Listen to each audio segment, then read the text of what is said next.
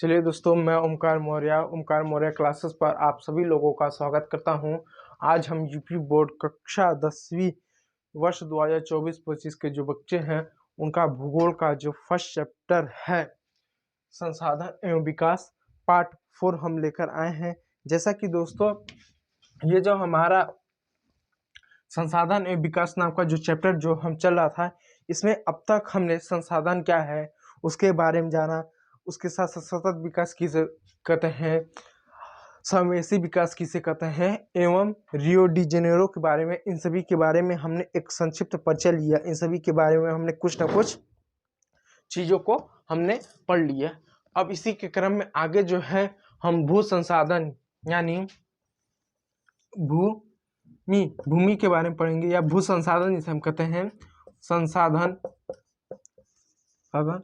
कहते हैं। जैसा कि मैंने आप लोग को संसाधन क्या है इसके बारे में मैंने तो बता दिया कि वो प्रत्येक वस्तु जो हमारी आवश्यकताओं को पूरा करता है, उसको वो आर्थिक रूप से संभाव्य है। इसके साथ ही साथ क्या वो संस्कृति और उसको बनाने सांस्कृतिक रूप से भी मान्य होना चाहिए। उसको बनाने के हमारे पास क्या प्रौद्योगिकी यानी टेक्नोलॉजी है, उसको हम क्या संसाधन कहते हैं। परिभाषा आपका एनसीईआरटी में यही दिया हुआ है कि संसाधन वे प्रत्येक वस्तु जो हमारी आवश्यकताओं को पूर्ति करती है, आर्थिक रूप से संभाव्य हो, अब उसको बनाने के लिए तकनीक हो, टेक्नोलॉजी हो, तथा वो सांस्कृतिक रूप से भी मान्य है, ऐसे वस्तु को हम क्या संसाधन करते हैं। तो उसी में हम क्या एक हमारा संसाधन है इस चैप्टर में दिया है जिसको हम भू संसाधन, भू का मतलब होता है भूमि, यानी भूमि भी क्या हमारे जिस भूमि पर रहते हैं इस भूमि को भी एक संसाधन करते हैं। अब हम भूमि का प्रयोग चाहे रहने के लिए प्रयोग करें, रहने का मतलब घर के लिए प्रयोग करें, घर के लिए प्रयोग करें, चाहे स्कूल के लिए प्रयोग करें, चाहे बिजनेस के लिए प्रयोग करें, व्यापार के लिए प्रयोग करें, या फिर चाहे हम इस भूमि का कृषि के लिए प्रयोग करें या अन्य किसी कार्य के लिए प्रयोग करें, भूमि को देखा जाए तो कहीं ना कहीं हमारी आवश्यकताओं को पूर्ति करती है। इस वजह से भूमि क्या है, यह एक संसाधन है। तो इसमें हम भू संसाधन यानी भूमियों के बारे में पढ़ेंगे। और इस एनसीईआरटी में दोस्तों ये बताया गया कि जो भूमि है, जो पृथ्वी हमारी, इस भूमि का हम मानव द्वारा कई क्षेत्रों में कई तरह से उसको उपयोग किया गया है। जैसे क्योंकि अगर आप कुछ भी देखोगे, चाहे सड़क हो गया, विमान हो गया, रेलवे हो गया, बैंक हो गया, इत्यादि जो भी चीजें अगर आपको देखने को मिलेगी, स्वाभाविक सी बात है, हम सब जानते हैं भूमि पर होगी। तो भूमि का बहुत बड़ा हिस्सा हम सड़क में, एयरपोर्ट में, रेलवे में, बैंक में, स्कूल में, कॉलेज में, हॉस्पिटल में, गांव में, सड़कों में, शहरों में हम कहीं ना कहीं इसकी जनसंख्या के रूप में हम देखते हैं। इसके भूमि का एक बहुत बड़ा भाग क्या हमें इन्हीं क्षेत्रों के रूप में हम देखते हैं। और ये सारे चीजें क्या हमारी आवश्यकता है। सड़क भी हमारी हो सकता है, विमान भी हमारी आवश्यकता है, रेलवे भी हमारी आवश्यकता है, बैंक भी आवश्यकता है, स्कूल भी आवश्यकता है, कृषि भी, सब चीज़ आवश्यकता है। और ये सभी आवश्यकता क्या हमें भूमि, हमें जो धरती है, जो पृथ्वी है, हमें कहीं ना कहीं हमें पूरी करवाती है। तो एनसीईआरटी में भू संसाधन में पहले पैराग्राफ में इतना ही बताया गया है। ये बताने की कोशिश कर रहा है कि जो भूमि है वो हमारे लिए या किसी भी प्राणी के लिए, चाहे वो बैल हो, भैंस हो, बकरी हो, बंदर हो, छोटी चींटी भी क्यों ना हो या हाथी क्यों ना हो, सभी के लिए जो भूमि, ये जो संसाधन है सभी के लिए उपयोगी है। हाँ, जैसे कि अगर आप एग्जाम्पल तौर पर देख लें, जैसे मान लीजिए ये मार्कर है, ये भी क्या एक संसाधन है, लेकिन ये मार्कर जो संसाधन नहीं, ये संसाधन केवल हम इंसानों के लिए ही है, किसी जानवर के लिए नहीं है। या ये मार्कर केवल उसी के लिए संसाधन है जो पढ़ाता है या जो पढ़ता है। कोई मजदूर है उसके लिए संसाधन नहीं है, क्योंकि जो संसाधन होता है वो आवश्यकता को पूर्ति करता है, और जो कि मजदूर की इसकी जरूरत नहीं है तो उसकी आवश्यकता की पूर्ति ही नहीं होगी, जरूरत ही नहीं तो उसकी आवश्यकता ही नहीं है, स्वाभाविक सी बात है। तो जितने बहुत से संसाधन होते हैं जो मानवों की इच्छा की पूर्ति करती है, लेकिन भूमि ऐसी एकमात्र ऐसा संसाधन है, भूमि हो गया, जल हो गया, अनाज हो गया, ये जो कुछ ऐसे संसाधन है जो मानव के साथ साथ इस पूरे संसार में, इस पूरी सृष्टि में, इस जगत में सभी प्राणियों के लिए भी क्या हुए एक संसाधन के रूप में है, क्योंकि संसाधन के रूप में है। तो भूमि जो है ये चाहे मानव हो चाहे पशु पक्षी हो, सबके लिए क्या एक संसाधन के रूप में ये मान्य है। और आप इतना जानिए कि जो भू संसाधन है ये कई सारे भागों में बटा हुआ है, कई सारे भागों में बटा हुआ है। जैसे सड़कों में कुछ क्षेत्र इसका है, तो कुछ क्षेत्र बैंकों में, कुछ क्षेत्र बैंक और रेलवे में है, कुछ अन्य क्षेत्रों में लोगों ने इस भू संसाधन का अपने अपने आवश्यकताओं के अनुसार इन सभी भू संसाधनों का एक प्रयोग किया है। तो इसलिए हम इस चैप्टर में जो भू संसाधन एक महत्वपूर्ण संसाधन है इसके बारे में पढ़ेंगे। अब सवाल होता है कि हम भू संसाधन के बारे में क्यों पढ़ें? पढ़ने को तो हम जल संसाधन भी पढ़ सकते हैं, पढ़ने को तो हम पवन संसाधन भी पढ़ सकते हैं, तो हम भू संसाधन के बारे में ही क्यों पढ़ें? देखिए, जो आपको जैसा कि मालूम है, अगर आप विश्व इतिहास यदि पढ़े होंगे या भारत का अगर इतिहास आपको मालूम है, तो आप इसको इतना से जानते हैं कि 300 साल तक, यानी 300 साल, आप 200 साल ले लिए, 200 साल तक जो पृथ्वी थी, इस पृथ्वी की जो जनसंख्या थी एक सामान्य थी, कोई बहुत अधिक जनसंख्या नहीं थी। लेकिन पिछले 200 साल में पृथ्वी की जो जनसंख्या है बहुत ही तेजी से बढ़ी। अगर जनसंख्या की बात करें तो 200 साल में पृथ्वी की जो जनसंख्या है वो बहुत ही तेजी से बढ़ी। और बढ़ते हुए जनसंख्या के साथ क्या लोगों को भूमि की कमी हुई, मतलब भूमि की आवश्यकता बढ़ी। आवश्यकता यानी जब लोग बढ़े तो स्वाभाविक से सबके लिए रहने के लिए घर चाहिए, मकान चाहिए, इत्यादि चाहिए। कृषि के लिए खेती चाहिए और अनाज भी चाहिए, अन्य सभी चीज़ें चाहिए। इसे क्या, जिस तरह से बढ़ती जनसंख्या जो है, बढ़ती हमारी जो जनसंख्या है, ये क्या भूमि की आवश्यकता को और अधिक बढ़ा रही है। जैसे जैसे जनसंख्या बढ़ेगी वैसे वैसे इस पृथ्वी पर क्या जो भूमि है उसकी आवश्यकता बढ़ेगी, उसकी ज़रूरतें बढ़ेंगी। और जब भूमि की लोगों की ज़रूरतें बढ़ेगी, जो कि हम भूमि को इसकी वृद्धि नहीं कर सकते। हमारे पृथ्वी पर जो हमारी जो पृथ्वी की जो संरचना है उतना ही रहेगा, हम अपनी इसको संरचना चेंज नहीं कर सकते। ऐसा तो है नहीं कि हम भूमि को हम विस्तार कर सकते हैं, भूमि को हम विस्तार नहीं कर सकते। बस इतना ही हो सकता है, मान लीजिए कोई ये भूमि है, इस भूमि को हम वन में बना दे रहे हैं, इस भूमि को वन में बना दे रहे हैं, तो पता चला कोई वन है, या मान लीजिए कोई वन है, इस वन को क्या हम कृषि के रूप में हम इसको बना दे रहे हैं। तो वनों को हम काट कर हम खेत बना सकते हैं, खेतों में पेड़ लगाकर हम जंगल लगा सकते हैं, वन लगा सकते हैं, ये कर सकते हैं। हम भूमि का पृथ्वी पर जो स्वाभाविक से बात है हम उसका विस्तार नहीं कर सकते। यहाँ पर जितने भूमि है उतना ही रह सकता है। अब एक हम समुद्र का पानी हटा देते नीचे भूमि मिल जाए, तो समुद्र के पानी लेकर जाएंगे कहाँ पर? हम पूरे पृथ्वी का 71% भाग तो समुद्र से ढका हुआ। अगर हमें और अधिक भूमि चाहिए तो समुद्र का पानी हटाओ, समुद्र का पानी हटा कर हम कहाँ करेंगे उसको? नहीं हो सकता। तो भूमि क्या हम सीमित है, भूमि को हम किसी भी तरीके से हम उसको बढ़ा नहीं सकते, उसको कुछ नहीं कर सकते, एकदम फिक्स है। लेकिन जो जनसंख्या जो पिछले 200 वर्षों में जो 800 करोड़ हो गई है, बहुत तेजी से जो जनसंख्या बढ़ी, बढ़ती हुई जनसंख्या ने कहीं ना कहीं भूमि आवश्यकताओं को बहुत तेजी से बढ़ाया है। और इसी के साथ साथ जो भू संबंधी जो समस्याएं थी वो उत्पन्न हुआ। जैसे भूमि संबंधी समस्या क्या हुआ, जैसे बड़े पैमाने पर भूमि की आवश्यकता हुआ लोगों को मकान बनाने के लिए, कृषि करने के लिए। तो पहले तो जिन क्षेत्रों पर, जिन खेतों में कृषि की जाती थी, अब बड़े पैमाने पर वो खेतें धीरे धीरे गायब हो रहे हैं। जैसे अगर मान लीजिए कोई गांव है, अगर इस गांव में ये घर है, मान लीजिए घर है और ये खेत है, ये कुछ खेत हैं। अब क्या धीरे धीरे क्या ये जो खेत है, अब ये खेत क्या घर बन जा रहे हैं, ये खेत क्या अब ये घर बन जा रहे हैं। धीरे धीरे क्या अब ये धीरे धीरे भी समाप्त हो रहे हैं। तो जिस तरह से जनसंख्या बढ़ी है, लोगों की आवश्यकता बढ़ी है भूमि के, तो भूमि की आवश्यकता लोग किस लिए बढ़ी? जनसंख्या बढ़ी है तो लोगों को घर चाहिए। अब घर चाहिए तो जब खेतों में घर बनवा लेंगे तो खेती कहाँ पर करेंगे, यानी कृषि कहाँ पर करेंगे? कृषि कहाँ पर करेंगे? अब कृषि कहाँ करना है, इसके लिए क्या कर रहे हैं? वनों की कटाई कर रहे हैं, वनों की कटाई कर रहे हैं। इससे क्या भूमि संबंधी समस्या आ रही है। और भूमि की कमी की वजह से, हालांकि भूमि स्थिर है, हम इसको बढ़ा या घटा नहीं कर सकते, इसका रूपांतरित कर सकते हैं। जैसे कोई खेत है, उस खेत में या तो हम बागीचा बना सकते हैं या बागीचे से हम खेत कर सकते हैं, ये कर सकते हैं। हम उसमें कुछ बदलाव नहीं कर सकते। हम गांव को शहर कर सकते हैं या शहर को हम गांव कर सकते हैं, ये हम कर सकते हैं। ठीक है, यही असामान्य तौर पर कर सकते हैं, हम बदलाव कर सकते हैं, उससे ज़्यादा हम क्या कुछ हम नहीं कर सकते हैं। ठीक है। तो जैसे कि मैंने ये कहना चाहता हूँ कि जो भूमि है ये एक सीमित है, इसका हम रूपांतर कर जो भी हमें करना पड़ेगा, हमें इतने से ही भूमि पर क्या हमको रह कर करना पड़ेगा। हमारे पास अतिरिक्त भूमि नहीं है। इसी भूमि पर हमें मकान भी बनाना है, इसी भूमि पर कृषि भी करना है, इसी भूमि पर पशुपालन भी करना है, और जो कि पर्यावरणीय संतुलन रह सके, इसके वजह से क्या हमारी पृथ्वी पर जो जल के स्रोत हैं, जो वन है, वो भी रह सके, इसका भी हमें ध्यान देना पड़ेगा।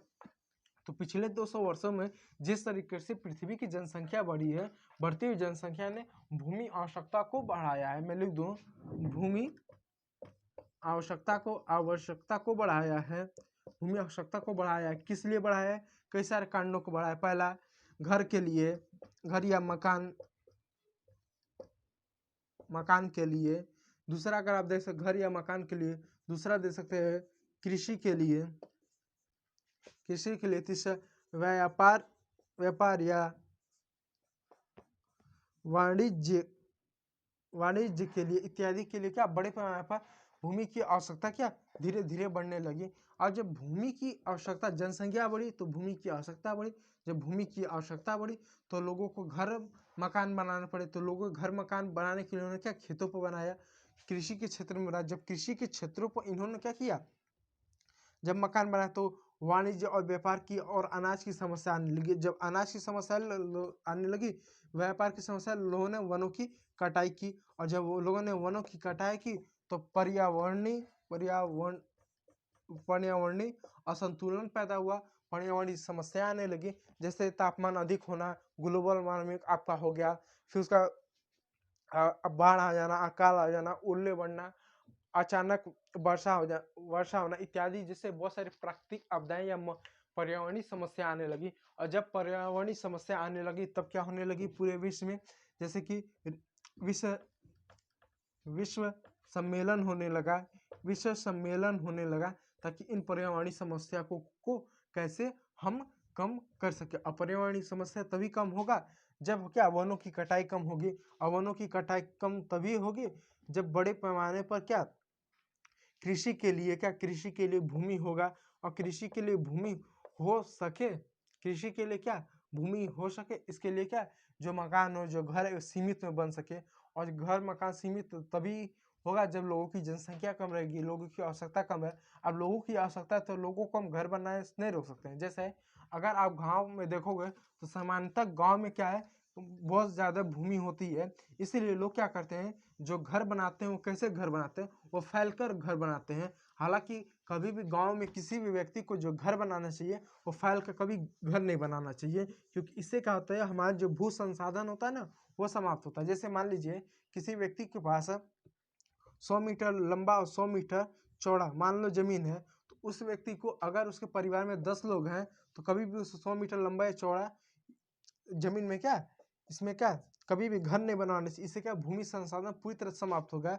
बल्कि उसको क्या करना चाहिए, मैं जहाँ तक मानता हूँ 25 मीटर लंबा 25 मीटर चौड़े इतने से ही भूभाग में क्या उसको मकान बनाना चाहिए। यदि उसको अन्य मकानों की या कमरों की अगर उसको आवश्यकता है तो उसको घर को क्या 2 महलिए 3 महलिए या 4 महलिए कर देना चाहिए। इतना करना चाहिए जिससे क्या उसके पास पर्याप्त कृषि बचे। चाहे उस पर्याप्त कृषि बचे से वो पर्याप्त भूमि बचे, उस भूमि का या तो कृषि में प्रयोग करें, पशुपालन में प्रयोग करें या अन्य किसी कार्य में करें, ताकि जो हमारे पास भू संसाधन है उसका हम दोहन अत्यधिक ना करें।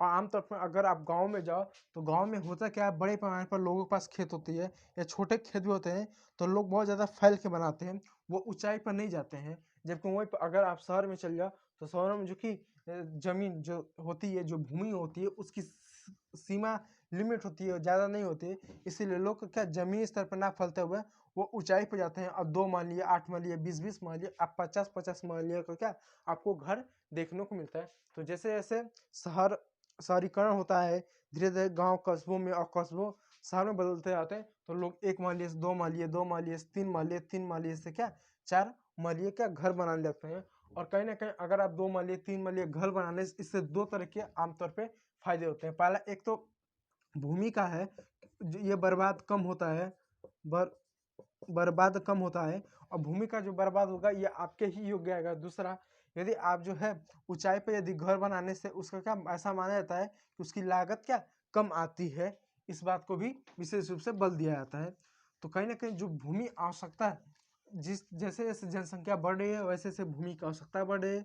भूमि की आवश्यकता बढ़ने से बढ़ रही है। अब भूमि की आवश्यकता किसके लिए बढ़ रही है? या तो कृषि के लिए बढ़ रही है या तो मकान बनाने के लिए बढ़ रही है। और मकान और कृषि के लिए जब कभी भी भूमि की आवश्यकता बढ़ेगी तो स्वाभाविक सी बात है लोग वनों को ही काटेंगे, लोग पहाड़ों को ही तोड़ेंगे। और जब इनको तोड़ेंगे, जब इनको काटेंगे तो क्या होगा? पर्यावरणीय समस्या आएगी। और जब पर्यावरणीय समस्या आएगी तो विश्व सम्मेलन होगा। और इस वजह से ही कहीं ना कहीं भू संसाधन जो है या क्या आपके टॉपिक में दे रखा है, ताकि आप भू संसाधन के महत्व को समझे।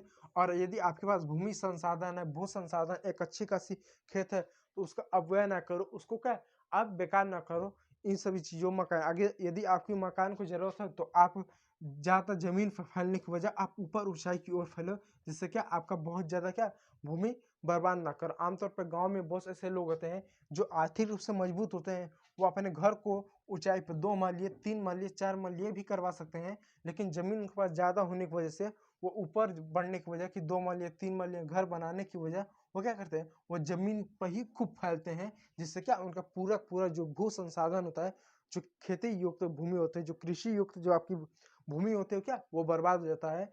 जबकि कुछ ऐसे लोग भी होते हैं जो बहुत समझदार होते हैं, जो थोड़े पढ़े लिखे होते हैं, जिनको भू संसाधन का महत्व मालूम है, वो लोग क्या करते हैं, जिनके पास अच्छा खासा भूमि रहेगा, अगर वो आर्थिक रूप से सक्षम है कि 20 कमरे बना सकते हैं, तो क्या करेंगे 4 कमरे ही बनाएंगे, 4-4 कमरे करके ऐसे 4 माले क्या आमतौर पर घर बना लेते हैं, ताकि बाकी जो उनका भूमि है वो बचा रहे, वो वेस्ट ना हो, और कृषि के क्षेत्र में या अन्य क्षेत्र में क्या उसका प्रयोग कर सके। और कुछ लोग किसान के लिए अन्य चीजों के लिए क्या बड़ी बड़ी जो खेत की जुताई होती है वो क्या, और उस पर 10 कमरे 20 कमरे 15-15 कमरे भी बना के उसको भू संसाधन को वेस्ट कर देते हैं। और जब भू संसाधन की बर्बादी होगी, इस तरह से बर्बादी होगी, तो इससे समस्याएं क्या होगी? इससे समस्या क्या होगी? कृषि भूमि की मांग बढ़ेगी, कृषि भूमि पर मांग बढ़ेगी, कृषि पर नकारात्मक प्रभाव पड़ेगा, अन्य चीजें इस पर देखने को मिलेगा, जिससे क्या वनों की कटाई, पर्वतों की तोड़ाई, अन्य चीजें होगी, जिससे पर्यावरणीय समस्या उत्पन्न होगी। तो इस चैप्टर में अगर ये भू संसाधन आपको दिया गया है तो कई कारणों से दिया गया है। पहला कारण यह है कि आप जो है भू संसाधन कितना इंपॉर्टेंट है, आपके लिए भूमि कितना इंपॉर्टेंट है, इसको आप समझो। और किस तरह से हम लोग जाने या अनजाने में अपने इस भू संसाधन को बर्बाद करते हैं या इसका सही से उपयोग नहीं करते हैं, इन सभी चीज़ों को जाने और आने वाले निकट भविष्य में क्या करें, हम इस भू संसाधन का अच्छे से प्रयोग करें, इसका दोहन करें, ताकि भावी पीढ़ी के लिए भी नुकसान ना रहे और वर्तमान में हमारा जो जीवन है एक अच्छे से उस व्यतीत हो सके। इसलिए मैंने आपको जो पार्ट 3 है, जो पिछला वीडियो लेक्चर है, मैंने उसमें वृद्धि, विकास, सतत विकास और समावेशी विकास को मैंने अच्छे से समझाया है।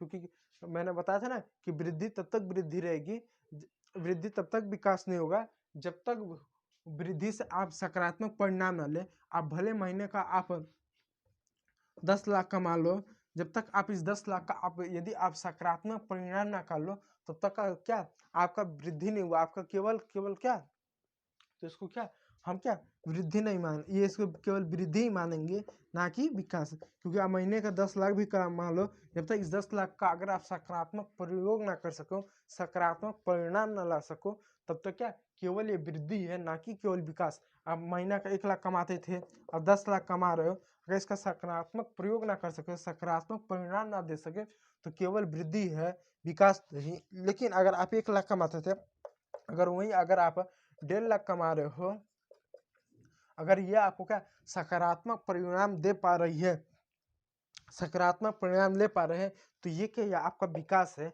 वृद्धि नहीं है। वृद्धि और विकास में यही अंतर होता है।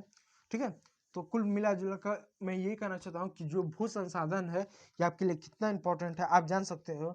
आगे चल के इस चैप्टर में जो है जो भू संसाधन जो टॉपिक है उसके बारे में जानेंगे कि भू संसाधन हमारे लिए कितना इंपॉर्टेंट है, भू संसाधनों के प्रकारों को जानेंगे, इनके वर्गीकरण को जानेंगे, और वर्तमान में ये पिछले कुछ दशकों से हम किस तरह से हम मानवीय हस्तक्षेप के कारण या पर्यावरण कुछ कारणों की वजह से किस तरह जो हमारी भू संसाधन है, भूमि जो संपदा है, किस तरह से नुकसान हो रही है, आने वाले भविष्य में किस तरह की समस्या उत्पन्न हो सकती हैं और हमें इससे कैसे बचाव कर सकते हैं अपने लिए, अपने आने वाली भावी पीढ़ी के लिए, इत्यादि इन सभी विषयों के बारे में हम जानकारी लेने का हम प्रयास करेंगे। लेकिन उससे पहले मैं आप लोग को बता दूं, ओमकार मौर्य क्लासेस पर आप लोग का डेली शाम 5 बजे, डेली शाम 5 बजे आप लोगों का लाइव जो है लाइव क्लास चलता है। तो मैं ये कहूँगा कि वर्ष 2024-25 के जो हमारे बच्चे हैं, जो 24-25 के जो हमारे बच्चे हैं, वह उनके लिए डेली लाइव क्लास चलाई जाती है, वो हमारे साथ जुड़ सकते हैं। वे बच्चे जो वर्ष 2024 में 10वीं कक्षा में आए और 25 में जो अपना बोर्ड पेपर देंगे, उनके लिए न्यू पैटर्न, न्यू सिलेबस पर अपडेटेड क्लास है आप लोगों के लिए। आप इसको स्किप ना करें और ये जो चैप्टर है आपके लिए इम्पोर्टेंट है, लॉन्ग के लिए इम्पोर्टेंट है, ठीक है। तो आगे भू संसाधन के बारे में पढ़ेंगे, लेकिन भू संसाधन के बारे में पढ़ने से पहले हम जो है क्या करेंगे, सबसे पहले आपका जो है लाइव कमेंट पढ़ेंगे। यदि किसी भी प्रकार का आपका डाउट है, और मैं उन बच्चों से कहना चाहूँगा जो बच्चे इस वीडियो को रिकॉर्डेड देते हैं, यदि किसी भी प्रकार का आपको डाउट रहेगा तो आप कमेंट सेक्शन में उसका कमेंट कीजिएगा, मैं उसका आपको क्या रिप्लाई देता हूँ। यदि वीडियो अच्छा लगा तो आप कमेंट करके आप ये वाला जो इमोजी होता है आप इसका जो है सेंड जरूर कीजिएगा, ठीक है। बाकी लाइक सब्सक्राइब वो आपके ऊपर है, ठीक है। तो चलिए पहले मैं आप लोगों का जो है कमेंट हो 2 सेकंड में, 2 मिनट में, जो भी समय लगे, मैं आप लोगों का जो कमेंट है मैं पढ़ लेता हूँ। और मैं उम्मीद करूँगा कि आप लोग का मैं जो भी बता रहा हूँ, जो भी पढ़ा रहा हूँ, आप लोगों को समझ में आ रहा होगा। चलिए, न्यू पैटर्न न्यू सिलेबस पर आधारित आप लोगों का क्लास है। यह आपका एनसीईआरटी किताब है। मैं एनसीईआरटी किताब को मैंने पढ़ के जो भी इंपॉर्टेंट टॉपिक्स है, जो भी पॉइंट है, मैंने इसको हाईलाइट कर लिया है। इसी से मैं आपका एनसीईआरटी किताब से ही पढ़ाता हूँ। और हमारे इस इंस्टीट्यूट चैनल पर जो ओमकार मौर्य क्लासेस है, इस पर आपको पीडीएफ प्लस जो एमसीक्यू भी है उसको भी प्रोवाइड किया जाता है। आप हमारे चैनल के साथ जुड़ सकते हैं। तो चलिए मैं आपका किताब पढ़ते हुए चलता हूँ, ताकि ये ना कि सर आपने किताब नहीं पढ़ा, ऐसे आए कुछ भी बता के चले गए, हमारा ये पैराग्राफ नहीं पढ़ा, यह पैराग्राफ नहीं पढ़ दिए, ये पैराग्राफ छोड़ दिए, ऐसा ना। मैं हर पैराग्राफ को जो भी चीज़ें इंपॉर्टेंट रहती हैं, जो लाइन इंपॉर्टेंट रहता है, जो टॉपिक इंपॉर्टेंट रहता है, उन सभी टॉपिकों को, उन सभी लाइनों को मैं लेकर चलता हूँ, ताकि आप लोगों का कोई भी डाउट ना रहे और आप आसानी से चीज़ों को समझ सकें। तो देखिए, तो पहले पैराग्राफ में कुछ इंपॉर्टेंट टॉपिक्स दिया गया है कि भूमि एक बहुत महत्वपूर्ण प्राकृतिक संसाधन है। यानी जो भूमि है ये एक क्या प्राकृतिक संसाधन है। अब नोट कीजिएगा, प्राकृतिक संसाधन, यानी भूमि एक प्राकृतिक संसाधन है। ये मार्कर जो है ये संसाधन है, लेकिन प्राकृतिक संसाधन है, ये मानव निर्मित संसाधन।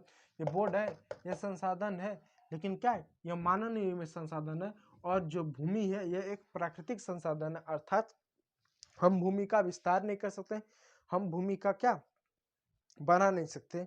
अब ये कहो भूमि का विस्तार करना मतलब जंगलों को काट दो तो भूमि का विस्तार कर दो, तो जो जंगल है वो भी क्या भूमि पर ही है ना, हवा में तो है नहीं कि जो जितने सारे जंगल है वो हवा में है, भूमि पर ही है ना।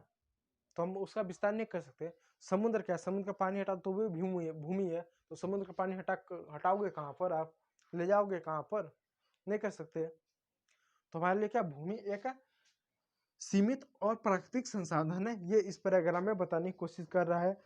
प्राकृतिक वनस्पति, वन्य जीव, मानव जीव, आर्थिक क्रियाएं, परिवहन तथा संचार व्यवस्थाएं भूमि पर ही आधारित है। यानी जितने भी प्राकृतिक वनस्पति है, वन्य जीव है, मानव जीव है, आर्थिक जितने भी क्रियाएं होती हैं, जैसे परिवहन हुआ, संचार हुआ, व्यवस्था हुआ, भूमि पर ही आधारित है। बिना भूमि का कोई भी कार्य संभव नहीं हो सकता। परंतु भूमि एक सीमित संसाधन है, भूमि आप इसको नोट कर सकते हैं, प्राकृतिक संसाधन परंतु एक सीमित संसाधन है, सीमित संसाधन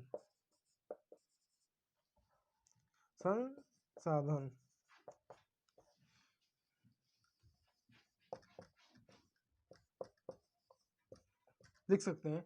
भूमि एक प्राकृतिक संसाधन है, परंतु एक सीमित संसाधन। भूमि एक प्राकृतिक संसाधन और एक सीमित संसाधन है। इसको आप नोट कर सकते हैं कि भूमि एक प्राकृतिक संसाधन और एक सीमित संसाधन भी है। ठीक है, भूमि का प्राकृतिक संसाधन भी असीमित है, असीमित नहीं है। मार्का हम असीमित बना सकते हैं अगर हमको इसका प्लास्टिक मिल जाए, इसका जो रॉ मटेरियल मिलता जाए तो हम असीमित बना सकते हैं। जैसे मैं एग्जाम्पल तौर पे बताऊँ, एग्जाम्पल तौर पे देखिए, जैसे मान लीजिए पेड़ है, यह असीमित है, पेड़ क्या है, असीमित संसाधन है। अब असीमित कैसे है, जैसे मान लीजिए मेरे पास ये जमीन है, इस जमीन पे अगर 100 पेड़ उग सकते हैं, 100 पेड़ उग सकते हैं, 100 पेड़ उग सकते हैं, और मेरे पास बहुत ज़्यादा अगर भूमि है तो 100 की जगह में क्या 1000 पेड़ भी मैं उगा सकता हूँ। यानी अगर मुझे बहुत ज़्यादा पेड़ों की आवश्यकता है तो मैं पेड़ों को लगा सकता हूँ, हर साल पेड़ों की कटाई करूँ, हर साल मैं पेड़ों को लगाऊँ। जैसे मैं एक साल में मैं 10 पेड़ को काट रहा हूँ, अगर मैं 100 पेड़ों को लगाऊँ तो मेरे पास पेड़ की कभी कमी नहीं पड़ेगी, वो असीमित आमतौर पर अनलिमिटेड हो जाएगा, क्योंकि काटते जाए लगाते जाए। हालांकि ये भी है कि एक पेड़ को तैयार होने में 10 साल, 15 साल, 25, 30 साल लग जाता है, लेकिन जो भी है, लेकिन हम क्या भूमि पेड़ जो है अगर उसको हम काटेंगे लगाएंगे तो शायद ही क्या भूमि की शायद ही क्या पेड़ की हमें कमी पड़ेगी, पेड़ हमारे पास समाप्त होगा। तो पेड़ एक तरफ देख सकते हैं कि अनलिमिटेड है, यानी अगर असीमित है कि पेड़ जो है एक तरफ देखा जाए, एक पक्ष देखा जाए तो पेड़ भी सीमित है। यदि हम पेड़ों को अंधाधुंध कटाई करें या पेड़ों की अंधाधुंध कटाई करें, पेड़ों को ना लगाएं तो पेड़ भी एक समय बाद ये भी समाप्त होने लगेंगे। लेकिन हमको जितने आवश्यकता चाहिए उतने हम पेड़ काट लें और प्लस उसको क्या पेड़ हम लगाते जाएं, तो पेड़ हमारे पास बहुत ज़्यादा हैं और बहुत सीमित है हमारी आवश्यकताओं की पूर्ति के लिए। और एक बात और जान लीजिए कि जो भूमि है ये क्या सीमित संसाधन और प्राकृतिक संसाधन लिमिटेड है। पेड़ भी एक पक्ष देखा जाए तो असीमित ही है, असीमित है, लेकिन वो भी कहने के सीमित के अंदर आ जाता है। लेकिन फिर भी आप याद रखिएगा कि जो पेड़ है वो क्या है, असीमित है। बहुत पेड़ है हमारे पास, पेड़ों की कमी नहीं है। बस एक ही शर्त है कि जितने पेड़ हम काटे उतने पेड़ हम लगाते जाए। ऐसा नहीं कि पेड़ काटते जाए हम लगाए ना, नहीं, हम पेड़ काटते जाए, हम पेड़ का हम प्रयोग कर सकते हैं। दूसरा मैं बता दूं, दूसरा यह कि पेड़ जो है असीमित कैसे हैं। देखिए, पेड़ों का समानता प्रयोग किस लिए करते हैं, पेड़ों का समानता प्रयोग हम ईंधन के लिए करते हैं।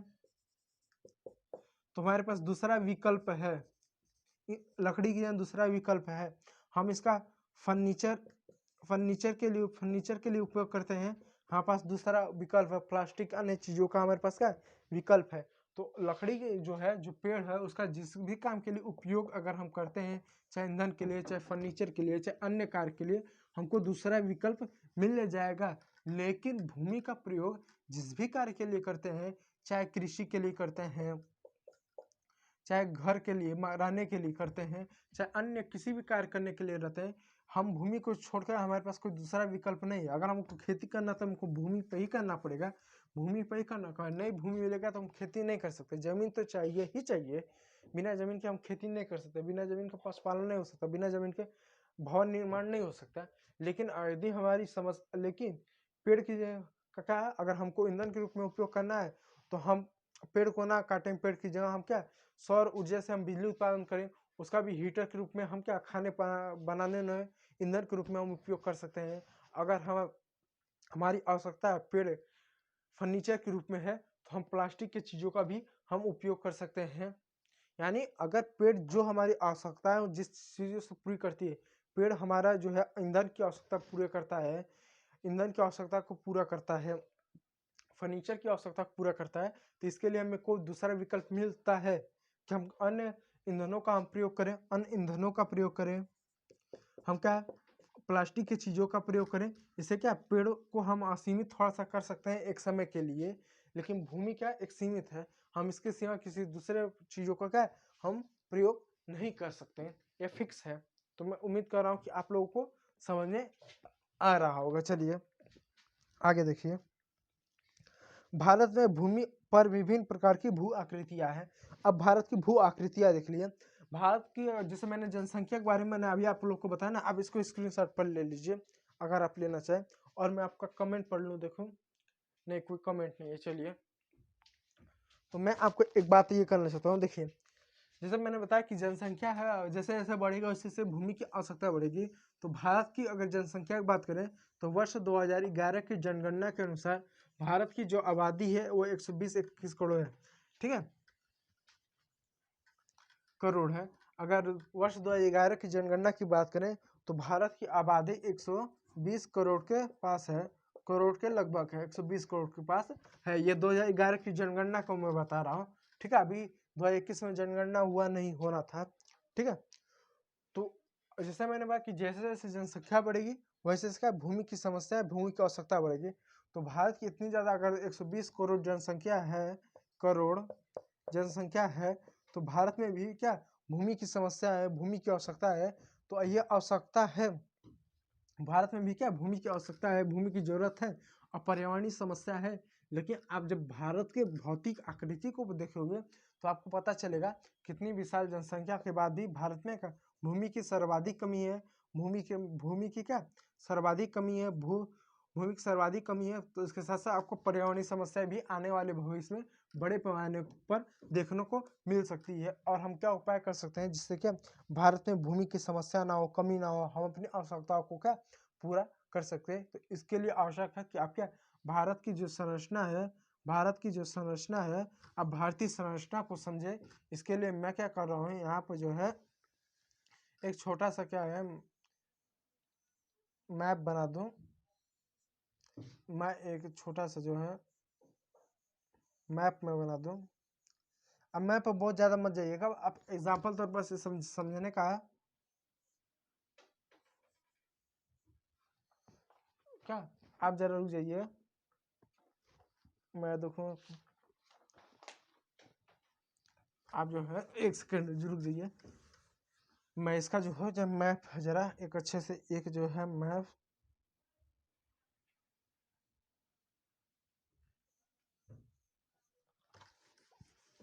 बहुत बड़ा हो जा रहा है आपका।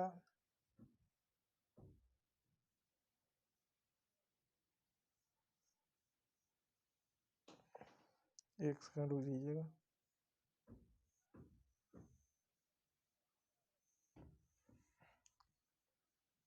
ठीक है, उम्मीद कर रहा हूँ कि आपको मैप अच्छा लग रहा होगा।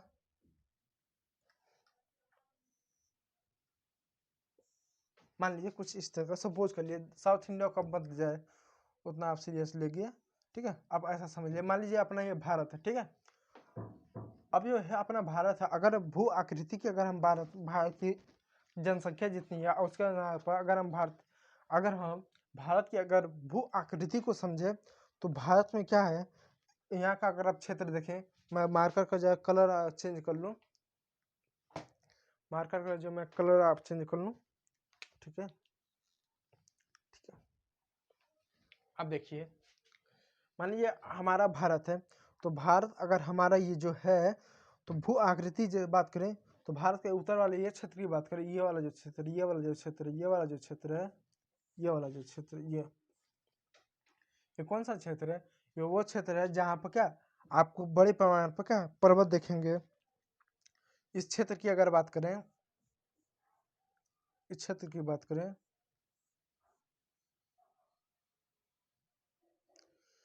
इस क्षेत्र की बात करें तो ये वो क्षेत्र है जहाँ पर क्या आपको पठार देखने को मिलेगा। पर्वत का पठार है, ये अगले चैप्टर में मैं आपको पढ़ाऊंगा, मैं आपको बताऊंगा, अगले चैप्टर में टॉपिक आएगा आपका पर्वत क्या पठार का। लेकिन अभी एक संक्षिप्त में बता देता हूँ कि पर्वत क्या पठार क्या, अभी देख लीजिए। तो क्या ये वाला जो क्षेत्र है ये क्या पर्वत है, ये पठार है। उसके बाद आप देख सकते हैं मैदान है, ये जो क्षेत्र है ये सारे सारे क्षेत्र क्या है, ये मैदान है, ये सारे सारे क्षेत्र क्या है, ये मैदान है। उसके बाद देख सकते हैं मैदान है, मैदान है, फिर ये द्वीप समूह है, द्वीप समूह है, या अंडमान निकोबार है, फिर लक्षद्वीप समूह है। आप क्या ये क्या आपको देखने को मिल सकता है, फिटरटिव मैदान है, ये मरुस्थल है, आप इधर देख सकते हैं। क्या भारत की इस तरह की क्या संरचना है, और इस तरह की संरचना है, इस तरह की क्या संरचना और ऐसी भू आकृतियां हमारे पास, जिसके के लिए हमारे पास क्या 120 करोड़ की आबादी है। अब आप समझिए कि 120 करोड़ का आबादी, अब पृथ्वी की जो भारत है इसकी इस तरह भौगोलिक संरचना, क्या भारत में भूमि समस्या है? हाँ, भूमि समस्या हम देख सकते हैं। क्या भू संसाधनों की कमी है? हाँ हाँ है। जैसे मैंने बताया कि जो भूमि है वो एक सीमित संसाधन है और प्राकृतिक संसाधन है, इसको हम बढ़ा नहीं सकते।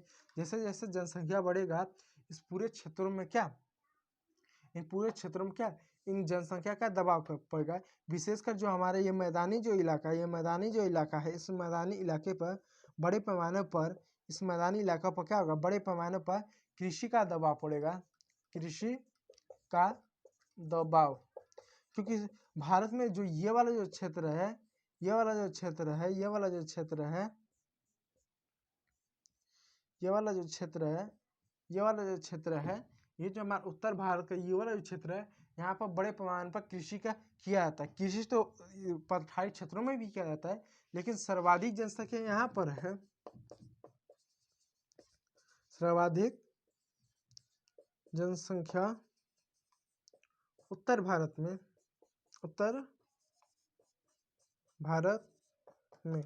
यानी अगर सर्वाधिक जनसंख्या की बात करें तो सर्वाधिक जनसंख्या उत्तर भारत में है, और जो कि सर्वाधिक जनसंख्या उत्तर भारत में है तो कृषि का दबाव किधर पड़ेगा, इधर ही पड़ेगा। इस क्षेत्र में ही बड़े पैमाने पर कृषि का आपको दबाव पड़ेगा, इधर ही कृषि का दबाव पड़ेगा, इधर नहीं पड़ेगा क्योंकि इधर उतनी जनसंख्या नहीं, तो ठीक है इधर थोड़ा मैनेज हो जाएगा, इधर भी थोड़ा बहुत मैनेज हो जाएगा। लेकिन जो कि जनसंख्या सर्वाधिक इधर बढ़ रही है और इधर क्या, कृषि का दबाव ज़्यादा इधर ही आपको पढ़ने को मिलेगा। तो अब आप यहाँ पर हम देखेंगे किस तरह से कृषि का दबाव भारत में क्या, किस जनसंख्या का दबाव किस तरह भारत में भी इन सभी समस्याओं को जन्म देता है। तो अभी आप इसके बारे में हम देखने का प्रयास करें। बस आप इतना जानिए कि भारत की आबादी वर्ष 2011 की जनगणना से 120 करोड़ थी। भारत में पर्वत पठार, मरुस्थल, मैदान इत्यादि हैं। आप जानते हैं कि पर्वत पठार क्या होता है? देखिए, पर्वत पठार, देखिए जो पर्वत होते हैं कुछ इस तरह की संरचना होती है, कुछ इस तरह की क्या संरचना होती है, इस तरह की।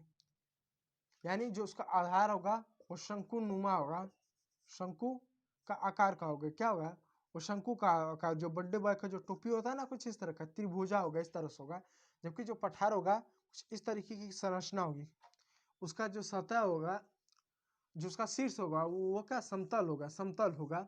अब जरा देखिएगा, जो जितने भी पर्वत होते हैं इन पर्वतों की औसतन ऊंचाई जो होता है 4000 मीटर से लेकर 8000 तक इनकी होती है। यानी इनका होता है, सॉरी 6000 से अधिक होता है। ठीक है, आप 4000 कर दिए क्योंकि 4000 था, 4000 कर दिए। यानी जितने भी पर्वत होते हैं उनकी ऊंचाई 4000 मीटर से लेकर 8000 मीटर तक हो। यानी 4000 से नीचे नहीं होंगे, उनकी जितनी भी ऊंचाई होगी वो क्या होगा, वो 4000 मीटर से अधिक है। यानी कोई भी अगर आपको ऐसी नुमा की संरचना यदि आपको दिख जाए तो अगर उसकी अगर ये ऊंचाई जो है यदि 4000 से अधिक है, जैसे मान लीजिए ऐसी कोई पर्वत मिल जाए जिसकी ऊंचाई 5000 है, तो क्या है ये पर्वत है। मान लीजिए ऐसी कोई ऊंचाई आकृति मिल जाए उसकी ऊंचाई 6000 तो पर्वत है। ऐसी कोई ऊंचाई मिल जाए 8000 है, वो क्या पर्वत है। लेकिन मान लीजिए कुछ इस तरह की संरचना अगर आपको मिले कि इस तरह की संरचना यदि आपको मिले ऐसा, अगर इसकी ऊंचाई 4000 से कम होगी, 4000 से कम होगी, कम हो तो इसको आप पठार मान लीजिए। तो जो पर्वत होता है इस तरह की ऊंचाई, जिनकी ऊंचाई 4000 से अधिक होती है, जबकि पठार ऐसी संरचना होती है उनकी जो ऊंचाई होती है वो 4000 मीटर से कम होती है। एग्जाम्पल दे सकते हैं भारत, जैसे एग्जाम्पल दे सकते हैं भारत और नेपाल की सीमा पर स्थित जो पर्वत श्रृंखला है उनकी ऊंचाई आपको क्या 4000 से 8000 के बीच में, 8500 के बीच तक आपको देखने को आपको मिलेगी। जबकि वहीं तिब्बत का अगर आप पठार ले लें, तिब्बत का पठार विश्व का सबसे पुराना पठार है, जिसकी क्या आपको जो है ऊंचाई 4000 मीटर देखने को मिलेगी। तो पर्वत पठार में आपको यह अंतर मिलेगा। अब जब देखिए जब भारत का कुछ क्षेत्र पर्वत है, कुछ क्षेत्र पठार है, तो स्वाभाविक सी बात है पर्वतों पठार तो रह नहीं सकते, पर्वतों पठारों में तो कृषि होगी नहीं, पर्वतों पठारों की जलवायु अलग रहेगी तो कृषि समस्या होगी, कृषि जैसे कुछ ना कुछ तो समस्या होगी, पशुपालन नहीं हो सकता है। यह जो हमारा जो है जो पर्वतीय और पठारी जो क्षेत्र है यहाँ पर क्या परिवहन बेहतर नहीं होता है। जैसे अगर आप यूपी और बिहार पश्चिम बंगाल में देख लें तो यूपी बिहार और पश्चिम बंगाल में आपको हर जिले में आपको कहीं ना कहीं ट्रेन आपको देखने को मिलेगा। यानी यूपी बिहार पश्चिम बंगाल में देख ले तो इन क्षेत्रों में बड़े पैमाने पर क्या आपको सबसे बड़ा रेल नेटवर्क देखने को मिलेगा। या पूरे भारत में बात की जाए तो यूपी में सबसे बड़ा क्या रेल नेटवर्क है, रेल यानी ट्रेन का नेटवर्क है यूपी में। देखिए यूपी में देखिए आपको भारत के हर राज्य से ट्रेन आएंगी और जाएंगी, यानी यूपी में किसी भी क्षेत्र से अगर आप रहे हैं कहीं भी, चाहे अब इलाहाबाद में हो, चाहे लखनऊ में हो, चाहे आगरा में हो, चाहे झांसी में हो, चाहे कानपुर में हो, कहीं भी हो, अगर आप यहाँ से भारत के किसी भी राज्य के लिए ट्रेन पकड़े तो आपको सामान्यतः मिल जाएगी, क्योंकि यहाँ पे इतना बड़ा रेल नेटवर्क इसको बना है। वजह क्योंकि यहाँ की जो जमीन है वो समतल और सपाट है, तो समतल सपाट जमीन में क्या रेलवे का विकास होना या परिवहन का, रोड परिवहन का, सड़क परिवहन का विकास होना बहुत सरल होता है। जबकि वही जो पठारी क्षेत्र होते हैं उन पठारी क्षेत्रों में, पर्वतीय क्षेत्रों में इनका विकास होना संभव है। इसलिए आप साउथ इंडिया क्षेत्रों में चल जाइए, वहाँ पर उतना रेलवे का विकास आपको नहीं देखने को मिलेगा। वहाँ पर रेलवे का विकास में बहुत कठिनाई आती है, आर्थिक रूप से खर्चे भी बहुत ज़्यादा आता है, समस्याएं भी आती हैं।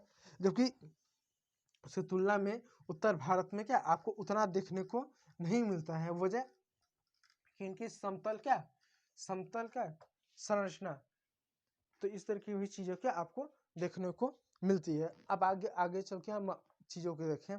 देखिए देश के क्षेत्रफल का लगभग 27% भाग पठारी है, यानी हमारा जो देश है, देश का 27% भाग है क्या पठार है, यानी साउथ इंडिया का लगभग ये जो भाग है ये पठार, यानी हमारे देश का 100% में से 27% भाग क्या पठार है। और पठार कहाँ कहाँ पर है, तमिलनाडु, केरला, कर्नाटका, आंध्र प्रदेश, तेलंगाना, महाराष्ट्र, मध्य प्रदेश के बहुत हिस्से में, कुछ हिस्से मध्य प्रदेश के हिस्से में, उड़ीसा, इन सब क्षेत्रों में समानता आपको क्या देखने को मिलता है।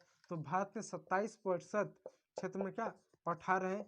इस बात को आपका स्क्रीनशॉट ले सकते हैं। क्यों स्क्रीनशॉट ले सकते हैं, एमसीक्यू के लिए आपका क्या इंपॉर्टेंट है कि भारत के कुल क्षेत्रफल के कितने प्रतिशत भाग पर क्या है आपका जो है पठार है। जबकि अन्य डाटा को भी अगर आप देख सकते हैं तो 43% भाग पर मैदान है।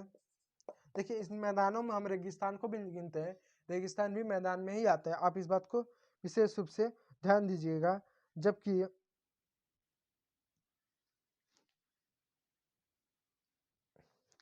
ठीक है, तो पठार जो है 27% पर्वत। अब देखिए 30% भाग पे क्या पर्वत है, यानी 30% भाग पे क्या पर्वत है, यानी सबसे नंबर 1 पर मैदान, दूसरे नंबर पर पर्वत, तीसरे नंबर पर क्या पठार। यानी जो हमारा पूरे ये भारत है, ये वाला क्षेत्र, आप जम्मू कश्मीर लद्दाख ले लीजिए, उत्तराखंड ले लीजिए, फिर सिक्किम हमारा यहाँ पर देखिए सिक्किम हो गया, अरुणाचल प्रदेश हुआ, असम हुआ, मेघालय, मिजोरम, नागालैंड, त्रिपुरा, इन सभी क्षेत्रों में कहीं ना कहीं क्या आपका जो है बड़े पैमाने पर क्या इन सभी क्षेत्रों में जो है क्या आपको पर्वत देखने को मिलेगा इतने बड़े क्षेत्र में। तो 30% इलाका पर क्या ये जो है फैला हुआ है, आप इस बात का विशेष रूप से ध्यान दीजिए। तो आप इसका एक जो है एक स्क्रीन शॉट जो है आप जल्द से ले लीजिए, और एमसीक्यू के लिए जो मैं कहता हूँ ये इम्पोर्टेंट है, तो इसके लिए आप नोट कर सकते हैं। यदि किसी बच्चे का कोई कमेंट है तो आप कमेंट कीजिएगा, मैं कमेंट आप लोग का जरा देख लूँ। चलिए जल्दी से, कोई डाउट है तो कमेंट कर दीजिए। और मैं एक बात कहना चाहूँगा, डेली शाम 5 बजे यूपी बोर्ड कक्षा 10वीं के बच्चों का लाइव क्लास चलता है, इसलिए आप हमारे साथ लाइव क्लास में जुड़ें। और यदि किसी भी प्रकार का आपको डाउट हो तो आप कमेंट सेक्शन आप लोग के लिए खुला हुआ है, आप कमेंट करें।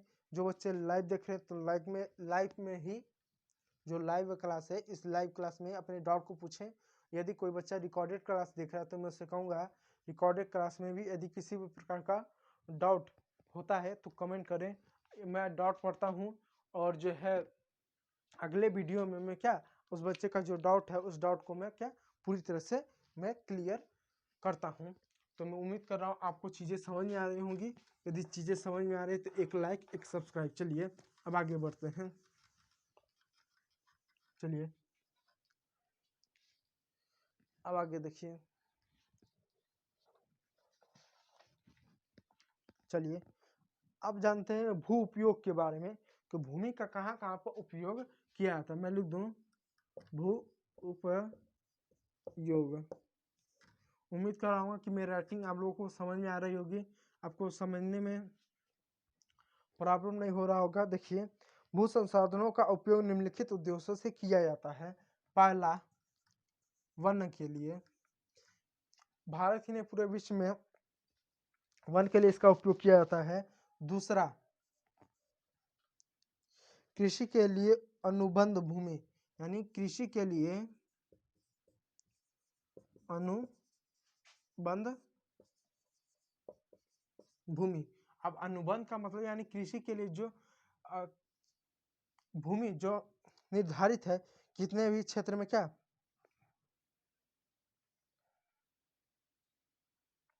कृषि के लिए क्या अनुबंध नहीं, अनुपलब्ध भूमि। दूसरा क्या है, कृषि के लिए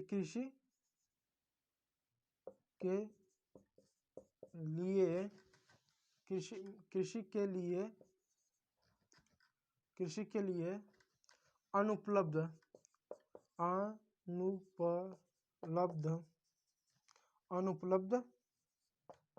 भूमि।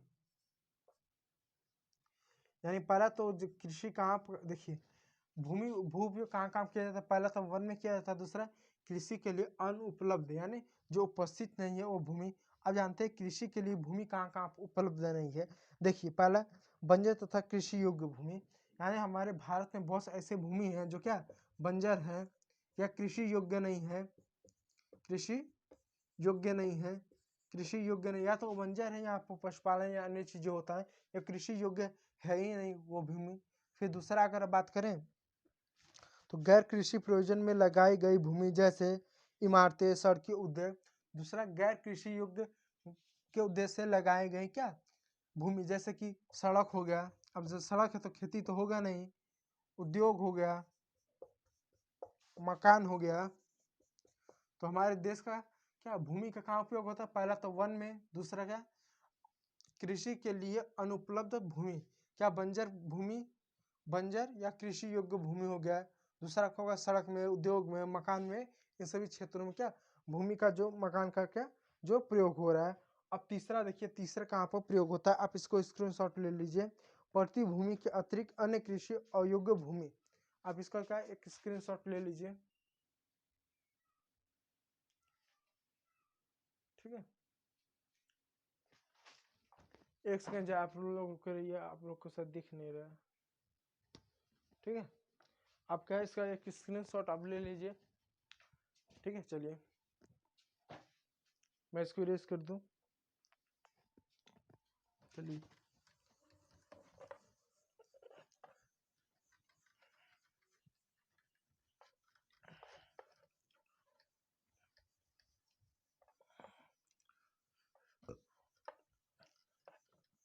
उम्मीद करूंगा कि आप लोगों को समझ में आ रहा होगा। अब आगे देख, तीसरा, प्रति भूमि के अतिरिक्त अन्य कृषि योग्य भूमि। तीसरा क्या है, प्रति भूमि के अतिरिक्त अतिरिक्त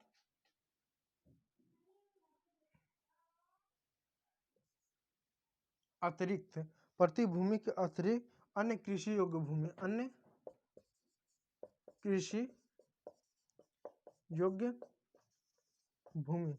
यानी प्रति भूमि का मतलब ऐसी भूमि जिस पर क्या कृषि नहीं की जाती, यानी कृषि योग्य तो है लेकिन कृषि नहीं की जाती है, नहीं की जाती है। यानी कृषि कर सकते हैं लेकिन कृषि नहीं किया उसे छोड़ देते हैं। जैसे मान लीजिए किसी का गांव में जमीन है और वो शहर में रहेगा, तो जब परिवार के समेत तो कौन करेगा, या तो किसी अपने चाहने वाले को दे ताकि उसकी खेती क्या उसके उसके भूमि पर कोई कृषि करे या उसी तरह प्रति रहे, तो ऐसे भूमि का प्रति के अतिरिक्त अन्य कृषि योग्य भूमि। तीसरा नंबर पर जब भू उपयोग का तीन उपयोग, तो वनों में तो बंजर जमीन हो गया, सड़कों भी मालूम। तीसरा कुछ ऐसे जमीन जो प्रति छोड़ जाता है, या कुछ ऐसे जमीन है जो कृषि योग्य भूमि है लेकिन उनका प्रयोग नहीं किया, जैसे स्थानीय चरागाह तथा गोचर भूमि। जैसे आप ले सकते हैं ए नंबर पे स्थानीय चारागाह, चारागाह। यदि आप गांव में रहते हैं तो गांव में देखिए कुछ ऐसे स्थल होते हैं जो किसी निजी व्यक्ति के नहीं होते हैं, कुछ ऐसे स्थल होते हैं जो किसी निजी व्यक्ति ना होते हुए पूरे गांव समाज का होता है, जहाँ पर लोग गाय भैंस बकरी को चरा सकते हैं और वहाँ पर कोई खेती नहीं करता है, लेकिन कोई भी जाकर अपने गायों को, अपने भैंसों को, अपने बकरियों को या अन्य जो जानवर है उनको चरा सकते हैं। या कोई घोड़े पाल रखा है, कोई गधे पाल रखा है, तो उसको क्या चरा सकता है, उसको कोई रोकता नहीं है। तो वो भी क्या कहीं ना कहीं वो भी भूमि ऐसा माना जाता है, या तो प्रतिभूमि है, हालांकि किसी एक व्यक्ति का अधिकार नहीं है, या उस भूमि पर भी क्या कृषि की जा सकती है, लेकिन उस पर कृषि नहीं की जाती है, उस पर क्या गाय भैंसों बकरी अन्य के लिए वो चारागाह के रूप में क्या प्रयोग किया जाता है। गाय भैंसों को चराने में ही क्या उसका प्रयोग किया जाता है।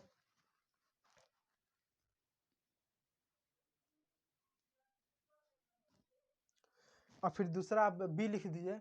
कुछ ऐसे क्षेत्र हैं जहाँ पर कुछ बाग बगीचे हो गए, कुछ ऐसे क्षेत्र हैं, कुछ ऐसे क्षेत्र हैं जहाँ पर जंगल तो हम वन तो नहीं कर सकते हैं, लेकिन कुछ बाग बगीचे हैं, बगीचे या थोड़े बहुत झाड़, कुछ छोटे बहुत क्या जंगल टाइप के थोड़ा झाड़ झंखाड़ है, जहाँ पे कुछ लगभग 100-200 पेड़ हो गए, कुछ काटिले वृक्ष होंगे, कुछ वनस्पतियां मिलेंगी, कुछ झड़ झंकार आपको आसपास मिल जाएंगे।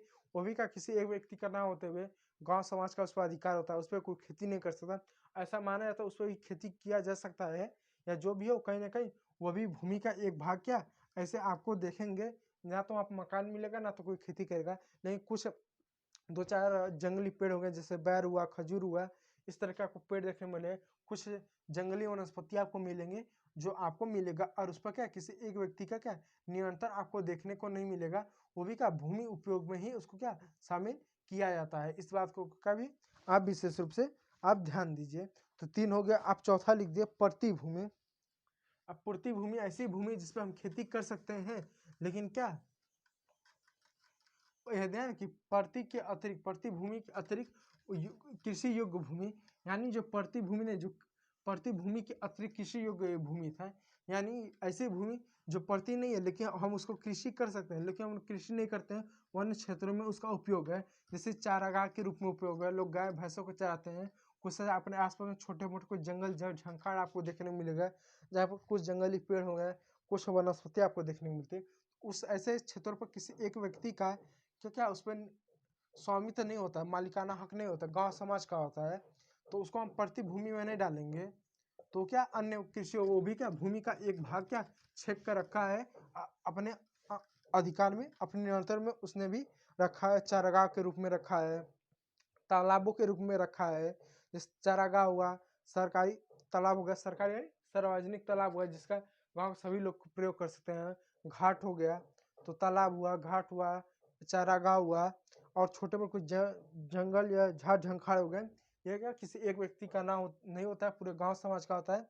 और इनको हम प्रतिभूमि तो नहीं कर सकते हैं, प्रतिभूमि तो नहीं कर सकते हैं, लेकिन वो वहाँ की भूमि मानी जाती है कि कृषि योग्य है, लेकिन वो कृषि नहीं करता है, वो अन्य उपयोगों के उद्देश्य से क्या अन्य का चीजों की वजह से क्या उसका उपयोग लोग करते हैं। अब चौथा लिख दीजिए प्रतिभूमि। अब प्रतिभूमि देखिए, वर्तमान पृथ्वी जहाँ पर कृषि वर्ष या उससे कम समय से नहीं जोती गई है, यानी प्रतिभूमि उसे कहते हैं जहाँ पर एक वर्ष या उससे उससे कम वर्ष में उस खेत को जोती या बोई नहीं गई है, या काफी कई साल से क्या उसको प्रतिभूमि से कहते हैं जहाँ पे एक साल में उस फसल को बोई नहीं गई है, या 6 से 8 महीने से क्या उस खेत को बोया ही नहीं गया है, वैसे छोड़ दिया गया है, उसको क्या प्रतिभूमि में हम उसको डालते हैं। अब इसमें भी कुछ चीज़ है। अब देखिए, वर्तमान प्रतिभूमि के अतिरिक्त अन्य प्रतिभूमि का पुरातन प्रति यहाँ से 1 से 5 साल तक खेती ना की गए, तो प्रतिभूमि 2 होता है। एक होता है पुरातन पुरातन प्रतिभूमि, पुरातन प्रतिभूमि, प्रतिभूमि में एक और नाम आता है जिसको पुरातन प्रतिभूमि कहते हैं। ये जो भूमि होता है, इस भूमि में 1 से लेकर 5 साल वर्ष तक क्या खेती नहीं की गई है, इसको क्या पुरातन प्रतिभूमि के नाम से भी क्या उसको हम जानते हैं। कुछ ऐसे भूमि है जहाँ 6 महीने 1 साल से तक वैसे पड़ा हुआ, कुछ ऐसे भूमि है जो क्या 1 से 5 साल के अंदर तक वैसे क्या खेती योग्य भूमि है, लेकिन उस पर खेती नहीं करते, उसको ऐसे छोड़ा गया है। अब 5वां आ जाइए, शुद्ध न्यूअल बोया गया क्षेत्र। अब आज ये पांचवा जो भूमि का प्रयोग होता है, शुद्ध निवल बोया गया क्षेत्र, निवल बोया गया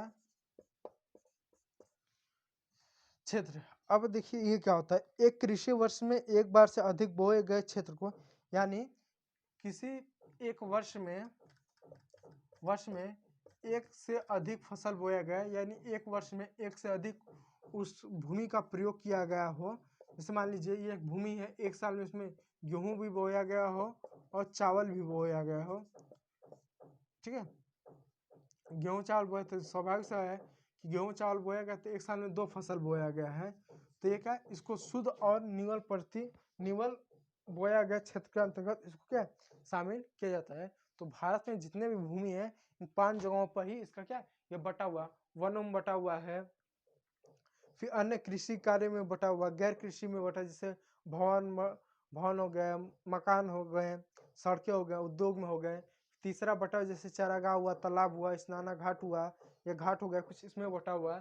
चौथा प्रति भूमि जहाँ पर खेती नहीं की जाती है, और पांचवा यानी शुद्ध जहाँ पर खेती की जाती है, साल में 2 फसल 3 फसल, या साल में कम से कम 1 फसल क्या यहाँ के लोग बोलते हैं। तो ये क्या आपका जो भूमि उपयोग 5 जगहों में क्या भारत का भूमि का उपयोग होता है। और कहीं ना कहीं देखा जाए तो पूरे विश्व में भी क्या इस तरह से भूमि का कहीं ना कहीं उपयोग किया जाता है। अब जानेंगे किस तरह की भूमि का उपयोग करने से भूमि को लाभ है और किस तरह की भूमि का उपयोग करने से भूमि को हानि होगा। और आप भी ये जानिएगा क्या आपके पास अगर भूमि है तो आप अपने भूमि को जो लाभ हो रहा है कि हानि हो रहा है, यानी उसका नुकसान हो रहा है कि फायदा हो रहा है, इसके बारे में भी आप जानने का प्रयास कीजिएगा। लेकिन मैं आज कहूँगा कि आज के सेशन में इतना ही। आज के सेशन को यहीं समाप्त करते हैं। और मैं आप लोग से कहना चाहूँगा यदि किसी भी प्रकार का डाउट रहा होगा, ना समझ में आया होगा, तो आप कमेंट करके पूछिएगा, मैं उसका जवाब दूंगा। और जो बच्चे लाइव देख रहे हैं यदि उनका किसी भी प्रकार का डाउट है तो कमेंट करें। और वीडियो देखने के लिए आप लोगों का बहुत बहुत धन्यवाद। चलिए तो आज के सेशन को हम समाप्त करते हैं। Thank you for watching my video.